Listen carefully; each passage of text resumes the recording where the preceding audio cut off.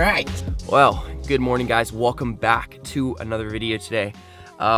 Please forgive me. I got sunscreen on my face, so I might look pretty white here. But I need y'all to pay attention real quick because I've got a couple things to share with y'all. A few weeks ago, I went out fishing, and it had a great start to the morning, and the rest of the day was just kind of dead. But here's the thing. I caught a new PB. It is extremely rare for me to catch a personal best fish here on the channel because I've been so fortunate to catch so many great fish over time, and I've been fishing for very consistently for a very long time. So I have the clip of the new PB. I also caught a really nice fish that day. Just the fishing it just died off after that. So I really only went home with two great fish, and one of them being a new PB. So I want to know what you guys think. I'm gonna roll the clips here in a second, but I have never in my whole life considered getting a fish mounted. I am considering it with this one, but I want to know what you guys think. If you guys think I should, or maybe wait for a better fish. Now, a new PB, it never happens. I can't believe I'm saying it, but I'm gonna roll the clips for you guys right here in a second. And one other thing for today's video, like today, sun's coming up right now. We're gonna go fish probably some live mullet. Maybe try to get something else like pinfish, mullet, or pinfish, croaker, something else. I don't know. Maybe we'll just get mullet. Who knows? I got a new aerator to show you guys. So if you guys have been paying attention in the last year of videos, I just nonstop complain about my aerator. And I got a new one that's amazing. So I want to share that one with you guys today. We'll put it up next to the old one. You guys can see the difference. But that's that. I'm going to roll the clips from this now being a couple weeks ago, the new PB. I want to know what you guys think. Let me know down in the comments. Should I get it mounted or maybe wait for a better version of it? So here we go. Enjoy the clips. And then I'll be back with you guys for today's video. We'll have some fun today, but enjoy the clips. Oh, well guys, good morning and welcome back to another video today. So I had this elaborate plan today of giant snook fishing, and I still do 100%. But I just ran past a piece of floating structure back there, and there was a triple tail. It must have been 22, 24 inches. No doubt keeper on it. So I'm gonna see if I can catch him. If it's a keeper, he'll go in the cooler. If I don't catch him, well, then you'll probably never see this part. But we just drove past him. We're gonna give him a minute, and I'll turn around on the trolling motor, head back over there. I think I'm gonna throw a shrimp at him, probably a Savage Gear shrimp. It was a big one. All right, so I just went ahead and tied up Alberto knot here. I have a video on my channel on how to do it. I'll link it up in the top part of the screen here. But 25-pound mono leader I got on, and then I'm tying on one of these. I have a Savage Gear shrimp right here. This is a 3.5 inch, so this should be just perfect. I don't have obviously live shrimp in the boat, but if I did, that would be the ticket. And if you don't have it, an artificial shrimp usually is enough to get a triple tail to bite. But we're gonna tie this guy on, and oh my gosh, fingers crossed. It was one of the biggest ones I've ever seen inshore. All right, got our shrimp tied up here. And I want to correct myself. When I've seen them before, typically they look smaller. Either a tarpon just rolled to my right or a turtle popped up.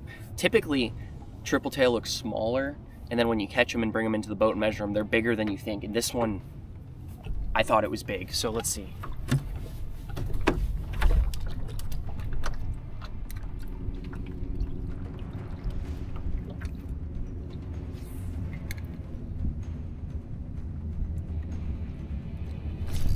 Got him. Oh my gosh, we got him. Big triple tail, big triple tail. Oh my gosh, he hammered it. Oh my gosh, he hammered it. Oh my gosh, he hammered it. Oh my gosh, we got him. I cannot believe he hammered it. I couldn't see him on the buoy at all. Oh my gosh. Huge triple tail. I'm gonna try to back off here. I don't want him to get wrapped up in the rope.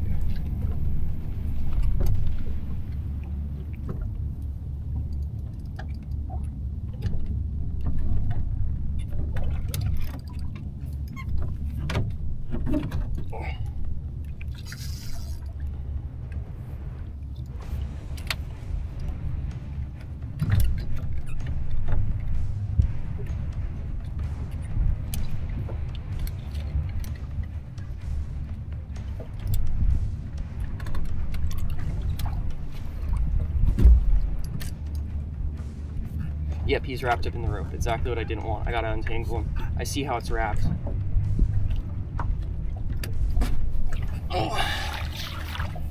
Oh my gosh, we're off. Okay, we're off.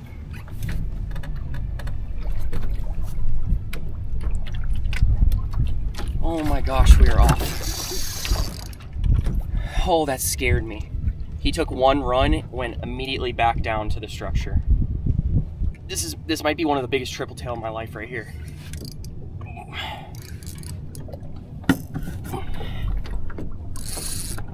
Oh my gosh, they fight so well.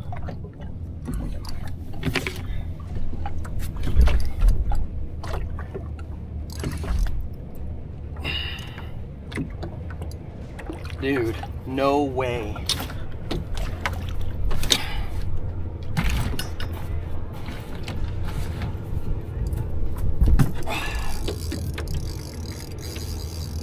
This thing is huge for a 2500. Oh boy. He hammered it. I really need a net with a fish this big. Oh boy. Gets up to the surface and is just able to dig down with that huge tail.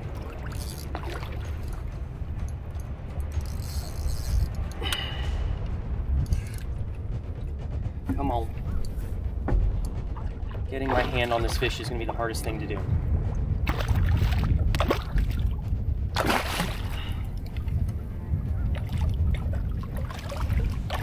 I'm going to try to reach under his gill and grab him.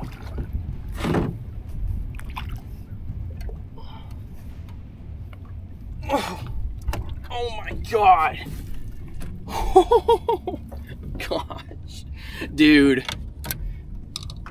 Unreal. Unreal the size of this triple tail.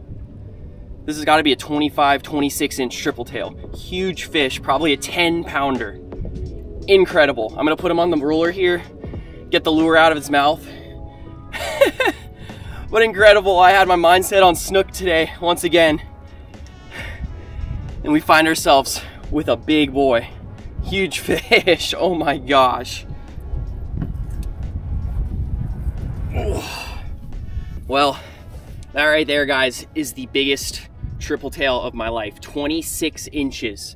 An absolute beast right there on the Savage Gear shrimp. I made one cast in there. He didn't flinch on it. I didn't see him. Made another cast in there, just say, hey, maybe he's down there somewhere. And his mouth just came up and bam, slammed it. Oh, that is incredible. So we are gonna harvest this fish. Triple tail are delicious. So I'm gonna go ahead and put him out. We'll put him in the cooler there, but oh my gosh, what a fish. Incredible fish. Incredible. Oh my gosh.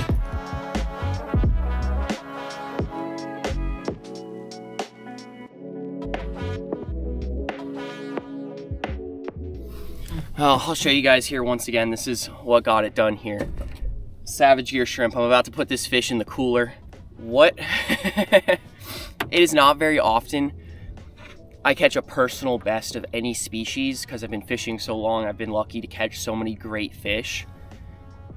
I cannot believe I just caught a triple tail that big. I genuinely cannot believe it. It's gonna be close to fitting in the cooler, honestly.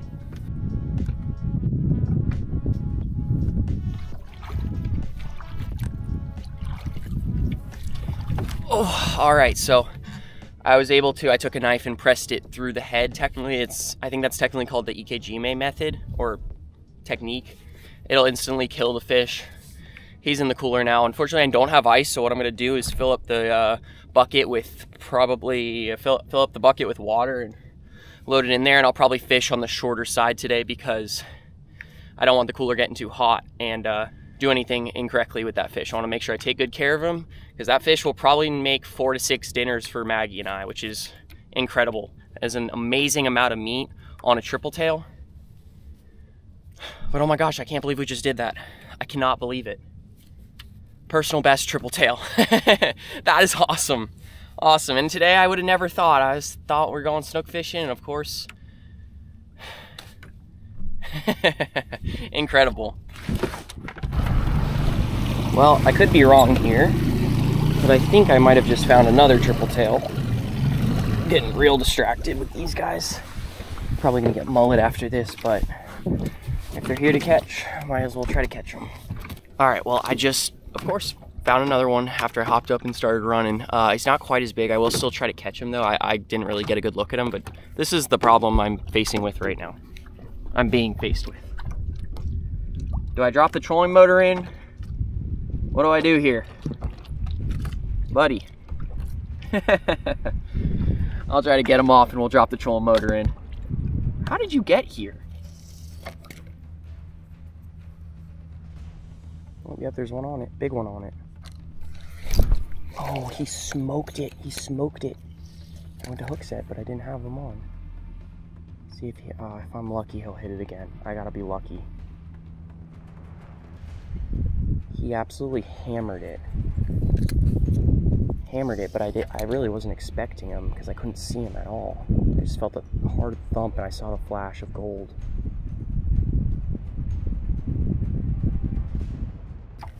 Alright, maybe third time's the charm here, let's see.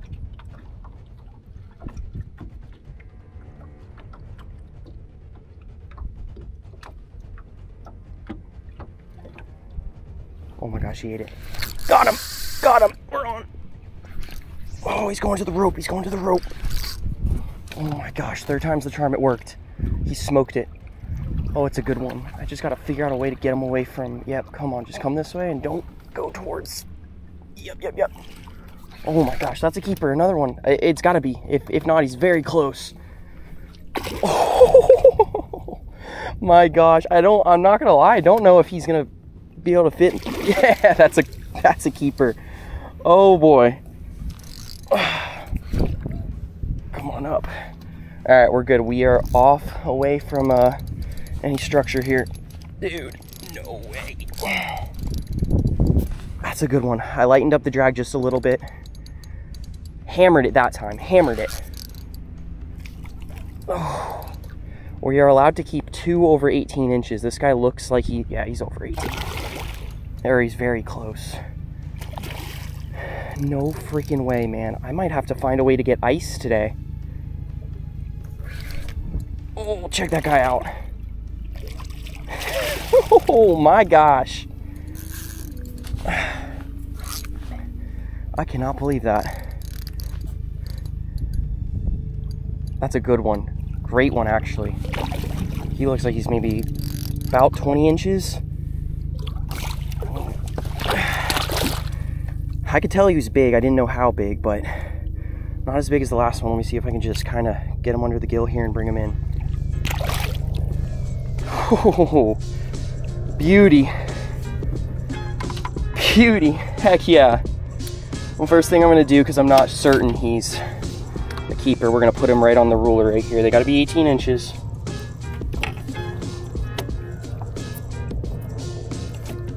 It's a very nice one, but not certain. Oh yeah, 20 incher right there. Beautiful fish, there's no way we just limited out on triple tail with artificial. He was tricky. Took 3 good casts on him after I missed the bite to get him. Oh my gosh. Well, there you guys have it. The second beautiful triple tail of the morning. This one was 20 inches, the first one was about 26. Beautiful, beautiful fish. I cannot believe that I just limited out on triple tail on lures in the first hour of this morning. That is awesome. And dude, I'm stoked. I'm so I'm in disbelief. Incredible fish. Incredible fish. We're gonna put this guy in the cooler as well. I was saying earlier, I think I have to go grab some ice or something today because I do want to snook fish, but I don't have any ice. And right now the triple tail I do have is just sitting in the water that it came out of, which is probably 72 degrees. So I don't know if that's good enough for 4 or 5 hours of snook fishing, but what an incredible start to the day. Oh, I can't even talk. Awesome. Once again, on that Savage Gear shrimp as well. So beautiful fish is really all I can say. And please forgive me, I'm running with one camera right now. As you guys might be able to tell, my big camera is actually being repaired, but hopefully you guys can see that guy. Not too bad. Beautiful, beautiful fish. Oh, well guys, there you have it. The biggest triple tail of my life caught from the gheenoe. And I didn't mention this earlier, the main reason I am considering mounting it, which I want you guys to let me know down in the comments what you guys think. I can basically make a replica mount with just the photo, but it probably is the biggest triple tail I'll ever catch from this boat right here. I think the chances of me catching a triple tail bigger than, and that triple tail was about 14 pounds. 26 inches, 14 pounds. I weighed it when I got home. The chances of me catching a bigger one from this boat right here in a shallow water inshore setting like this, I think is very, very slim. Now, I wanna know your guys' comments down below, what you guys think. Will I catch a bigger one? I think it's very slim, but that's that. It was an awesome day. That was from a few weeks back, and it's really all I found was those 2 triple tail that day. But today we're gonna try to add some to this video. We're gonna cast net some mullet here. I'm gonna share some tips with you guys on how I do it. But first, I wanna share with you guys the new aerator I got. So this right here, new aerator from Frabill. It is a rechargeable aerator. So no batteries, just you plug it into the wall here with this, check this out. With this in this port right here, you can plug it into the wall or even any USB port you want to charge it up. This is, I said it just now, but rechargeable. That is really cool. Don't have to worry about D-batteries or anything like that. And I can tell you what, this thing is dead silent. So I'll show you guys how it works. We'll do some sound tests on this one and then the one I've been using, and you guys tell me which one you think is quieter. I think the answer will be quite obvious, but I'll turn it on right here. You guys take a listen to it. So I can honestly barely hear that from a foot away, my ears. I can barely hear that. That is on high. This thing has a high setting, a low setting, that's low, and then an intermittent, I think that's the word, setting where it runs for 10 seconds. It stops for 10 seconds, runs for 10 seconds, stops for 10 seconds. It just bounces on and off. I think that would actually be good for something like shrimp, help conserve battery life, just to pop that the aeration, just keep bumping it on and off, on and off. This indicator right here, I know it's gonna be hard to see right here because it's super bright outside, but that lights up and shows you the battery percentage as well. So that's really neat to have. This thing will run for 45 hours straight on a single charge. I ran it a few weeks back all day long, and it still shows full charge on it right now. Once again, it's hard to see right now because it's so bright outside, but I can see it. But yeah, listen.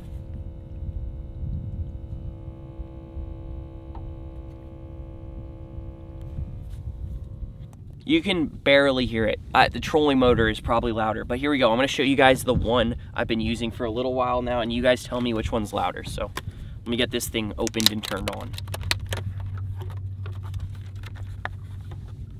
So I'm gonna play the Frabill one more time for you guys. Dead silent. It's on right now if you guys can't tell. All right, so I'll turn it off and we'll turn on this one.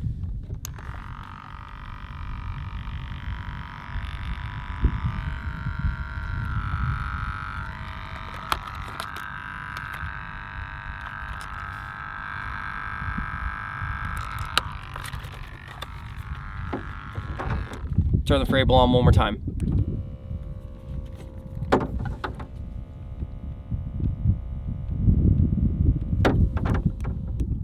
All right, hopefully that was an accurate representation. You guys can hear pretty well through your screen there, but the Frabill, dead silent. I can't believe it. I've been complaining about the sound of the aerator for so long now, it being so loud and interfering with like this camera audio or even the chest cam I wear pretty much 24/7.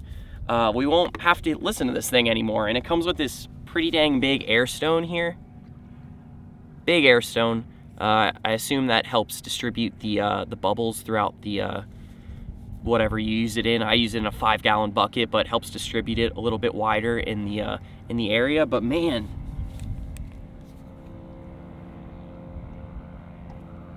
one last time, dead silent. There's an airplane coming over. That is much louder than the aerator. So I'm super excited about this. I've always felt that when that aerator's been running and I'm snook fishing, I almost feel like they can probably hear it or feel it through the boat or something. Like, it's loud. So I'm excited to use this one today. We're gonna cast at some mullet here. Let me know down in the comments which ones you guys, which aerator you think is quieter.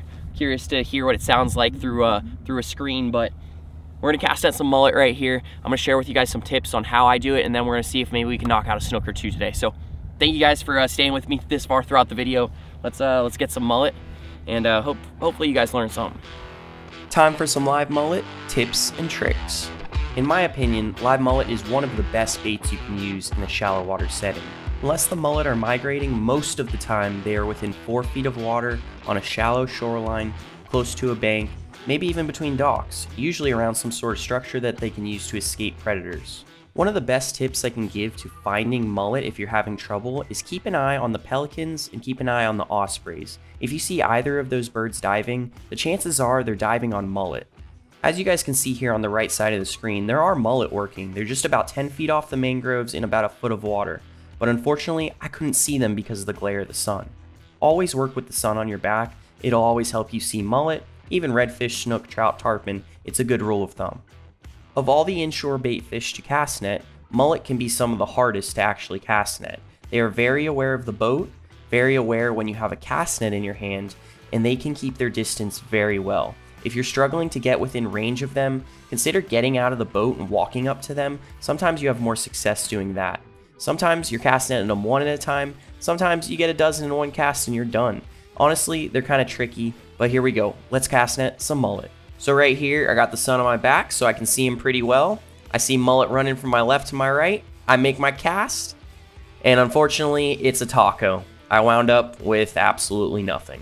Here we go, round 2. I'm in a little bit deeper water here, and I'm seeing mullet scatter left and right every direction. So I see a few, I make my cast, and a little bit better cast there. I'm able to grab just a couple here. So I got 2 in the bucket, not a bad start, but I'd like to get them a little bit faster than 2 at a time.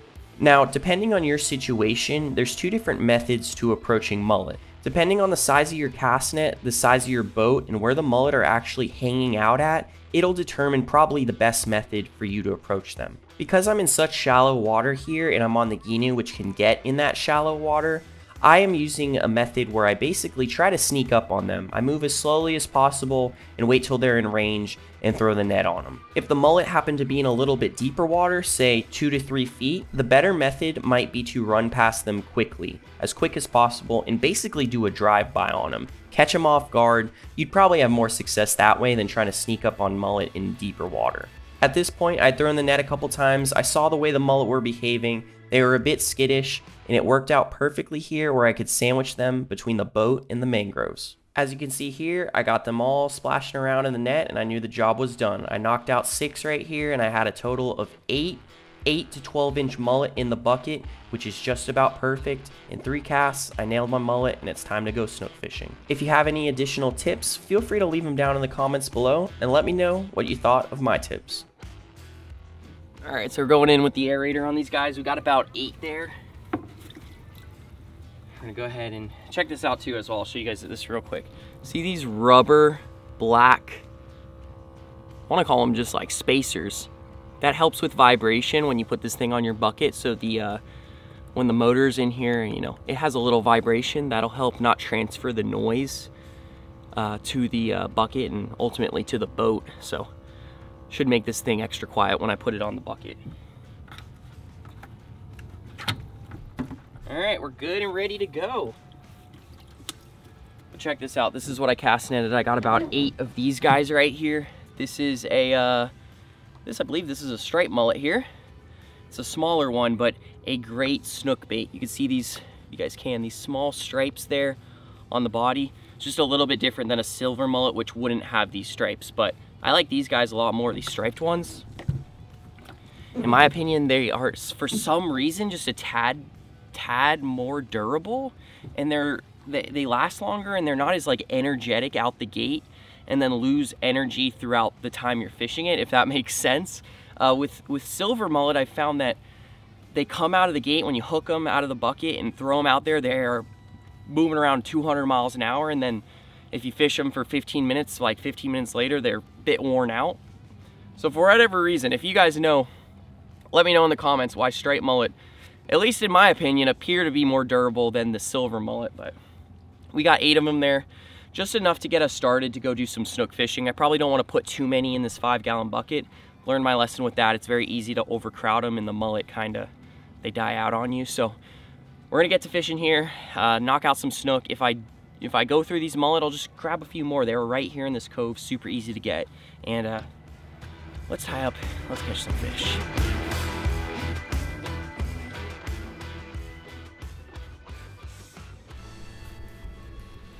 I'm approaching something here that really looks like a snook, or at least a couple of them. I see dark spots on the bottom just right up in here. I mean, I can barely see it, barely make it out.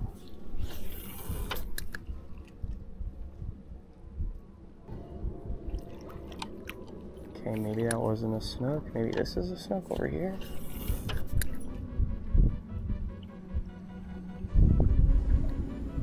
Oh, yeah, big snook.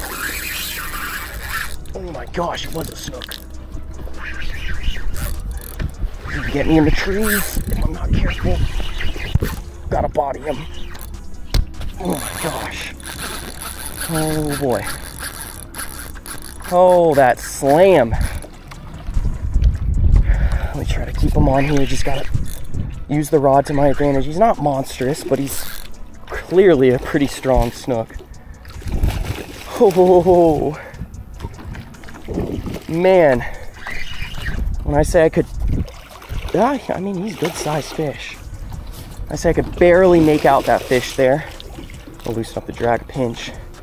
I mean, I could barely see the tiniest little discoloration in the water.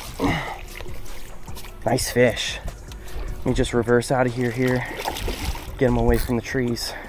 Looks like I got a good hook set on him. Oh, that's how we do it right there. Trade a mullet for a nice snook. Oh, let's get a hand on him. He looks like he's about 32. I mean, man, he hammered that. My mullet honestly didn't get too spooked at all. It just, all of a sudden I saw a huge flash across the mullet and my line was taking off 100 miles an hour. Beauty, beauty, beauty, beauty. Let me hold him up for you guys. All right, guys, well, gorgeous fish there. I'm drifting into the mangroves here, so I'll make this quick, but like I said, about a 32-incher right there, cranked the mullet. I could barely make him out in this dirty water, but it was enough to put the mullet in there and make something happen. We're going into the trees here, so I'll let him go.